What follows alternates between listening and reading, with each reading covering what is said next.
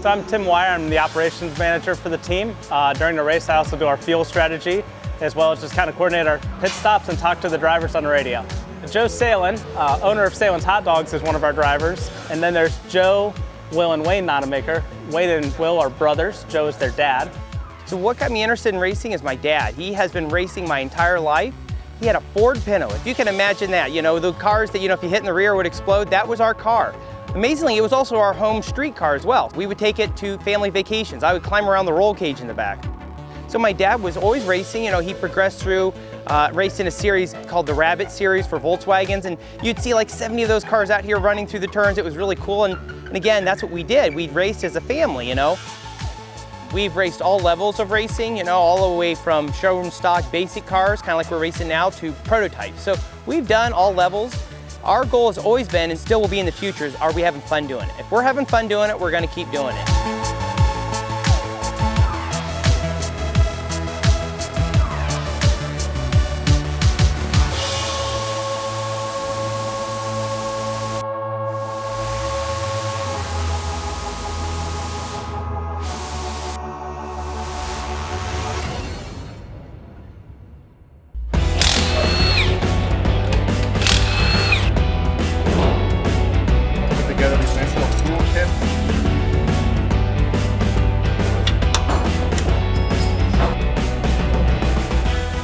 With the Champ cars, because of the restrictions of the rules, there's only so many adjustments you can make to the car. Like for example, we have just a base Bilstein shock on this car that is not adjustable. So we can try different springs, and you know, that's about all we can do. So every car is worth a certain amount of points, and modifications are worth a certain amount of points. That's why you see a lot of these cars, how they approach their builds are all different. Boxster is a pretty good chassis, so you know, suspension-wise, it's all factory suspension because it already handles well. We've spent our points elsewhere. You know, other cars maybe they spend more points on power, or you know, so you see a little approach from every different team. I think the 200 wear rating tires that are a restriction of the series is a huge game changer. It really decreases the cost not only of the tire itself, the amount of time you have to change it, but then also the amount of crew you have to bring with the knowledge too, because you know, you put one of those cars out there on slicks and you've got to have everything perfect for it to handle right, versus these, you got a little more give and take with them. An endurance race, it takes strategy. The driver has to protect the car. The crew has to do the pit stops. So in ChampCar, you're required that if you're coming in for fuel, you have to stop for 5 minutes. So you want to time those up if you can, like with a caution or whatever, because it's 5 minutes. You're in there losing laps. It's very exhilarating and very stressful. And the stressful part isn't so much being out there by yourself, but in particular like this weekend, we're gonna have 80 cars out there of all different speeds and all different experiences. So that's the stressful part, making sure you're still keeping your lap times up while not damaging the car, right? Because you've got 8 hours out there.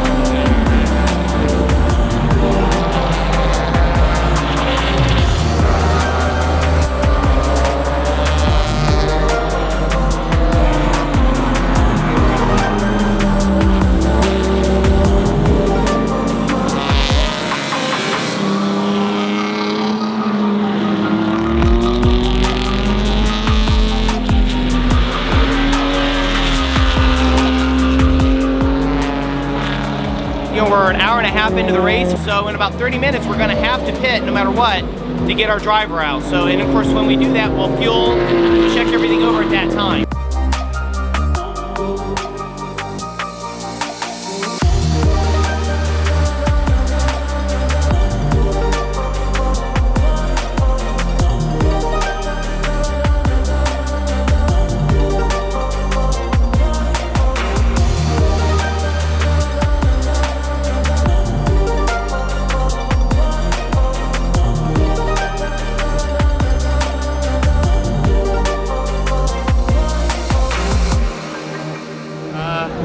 most pit stops go here, hectic. You plan for one car at a time just so you can give your full attention to it. But in this case, everyone on pit road came in and both cars came at once. Tire pressures look good on the cars.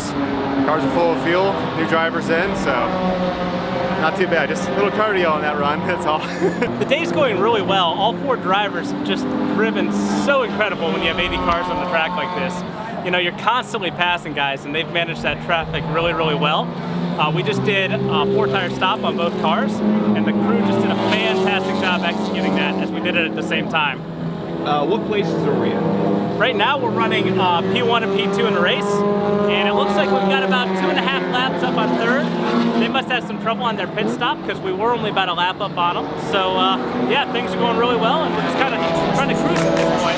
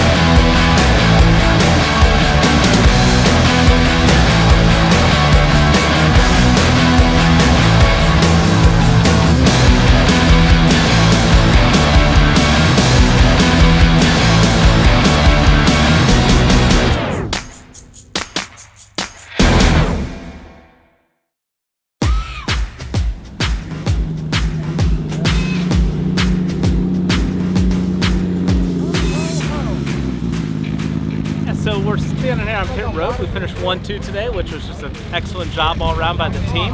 Right now what ChampCar does is they do post-race tech.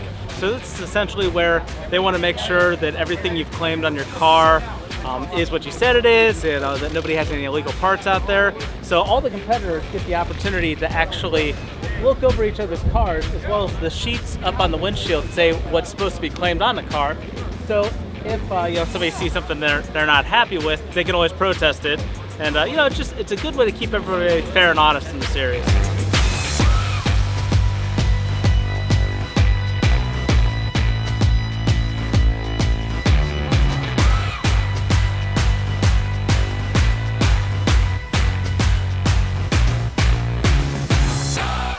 So 1 and 2. So in racing, when you get this is like a 1 out of 10 races that you have this, maybe 1 out of 20. So, you know, you learn in the years of racing to cherish these kind of finishes, but you know, when you look at what we were able to do today, with 80 cars, there was some really stiff competition. There was only 1 full course yellow, so it was just full green almost the whole time.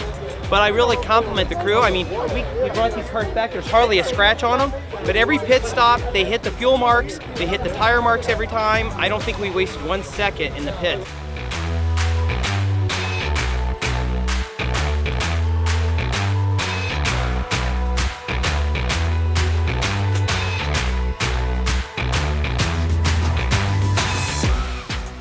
You know, the advice I would give anybody is this. You can sit here and say, I'm going to wait until I get the perfect amount of money, or you can say, I'm just gonna go out and get it done. Yeah, are you gonna be the best? No, but you're out there doing it. And I really say to people, that's the biggest piece, is if you wait until you have enough money, it's gonna be too late. So do it and just get it done. Even if it's not perfect, the beauty is in the imperfection of doing it, not in trying to be perfect.